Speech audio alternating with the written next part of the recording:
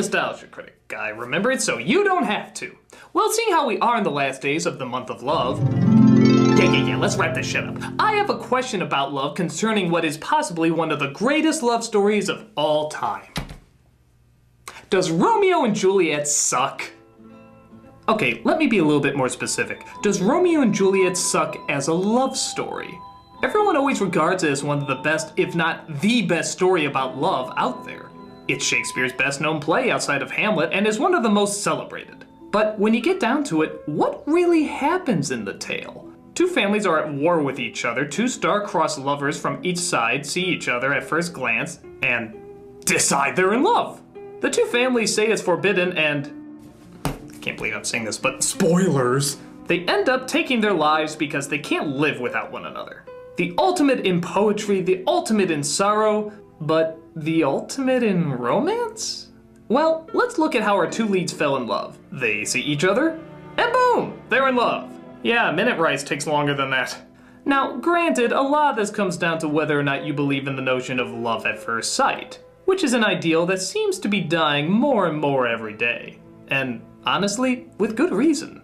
Appearances can be deceiving, and just because someone looks like a perfect mate doesn't necessarily mean they are. Personalities obviously play a much larger role in whether or not a relationship will survive, so basing your ideal love just on their appearance is probably not the wisest.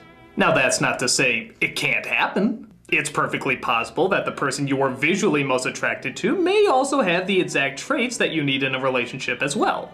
But I think most of us can agree it's pretty rare.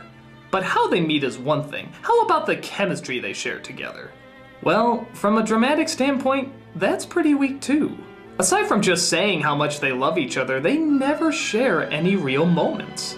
They never discover if they have anything in common. They never compare their likes and their dislikes. They don't discuss their future, they don't discuss their past, and they just keep talking about how great it is to be in love. And I think a lot of people would question, does that really hold much water in terms of a relationship? Well, what do we know about them individually? Well, we know they're both risk takers. They care much about their family, but not to a point where they want to be ran by them. We know they're determined, emotional, angry, but can still find the soft side and show their sensitivities to that special someone. So the characters themselves are not really flat, but I think most can argue that their chemistry is. Even romances that a lot of people hate, like The Notebook, Love Story, and yes, even Twilight, technically have more chemistry than Romeo and Juliet do. Yes, you heard it right here. Bella and Edward technically have more chemistry than Romeo and Juliet. Why? Because even though they're done poorly, they do have a base to start from. They do talk to one another about their problems and their joys and their hobbies, and give something, even if it's little, to go off of. So does that mean that the greatest love story of all time is actually the worst love story of all time? Well, that depends on what the play is trying to get across. And I think you can make the argument that the play is not about true love, but rather about young love. Many of us have been in love when we were young. In fact, most of our first loves came from when we were young. And do you remember what went through your head at the time?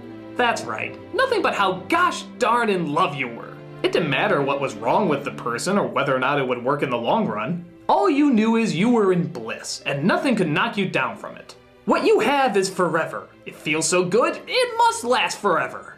But did it last forever? For some of us, sure. But for many, we find these feelings of certainty that we thought we were experiencing were really just our reactions to first feeling these emotions. And chances are you broke up and dated more in order to find the right person.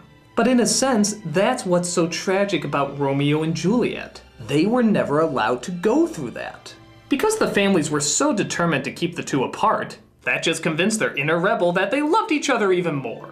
Because as we all know, when you're young, in love, and other people tell you it's not gonna work, your out-of-control emotions want to prove even more how wrong they are. And you're gonna fight harder and harder the more they try to pull you apart. And the more the families push them away, the more our lovebirds yearn to be closer. First to lying, then to marriage, then to running away, and then ultimately to taking their lives. So perhaps the focus of the story isn't as much the poetry of love as much as the tragedy of prejudice. If the prejudice of the two families was never there, chances are their relationship would be able to bloom much more naturally. They could discuss it with people, feel more comfortable, wait it out and see if this person is truly the one. But because such strong yet confusing feelings are met with such hostility, the situation is dealt with more as a battle as opposed to a union. It becomes a fight to create who you are and no longer a discovery. And thus, that's why all are punished. Because everyone played a part in the leading to their demise, not just the star-crossed lovers themselves. Perhaps Shakespeare understood young romance better than we thought. He seems to comprehend the strong emotions of youth, the rebellious choices they cause, and how damaging it can be when the adults of the world are blinded by hate and do not show proper guidance. Maybe he had a greater understanding of love that we didn't see the first time around. A story that shows what happens when love is discovered but not allowed to be explored. How damaging closed minds can be and how much can be prevented through the simple act of accepting and listening. So I think in the end, it is a love story, and a damn good one too. It just may take looking at it from a more adult standpoint as opposed to a young standpoint in order to figure that out. So it's a very strong possibility that Shakespeare did know what he was doing, and was still the master that we always thought he was before, and not even all the Claire Danes, Leonardo DiCaprios, or Baz Luhrmanns of the world could diminish it. Though granted, it was a pretty good try. I'm the Nostalgia Critic guy, remember it so you don't have to.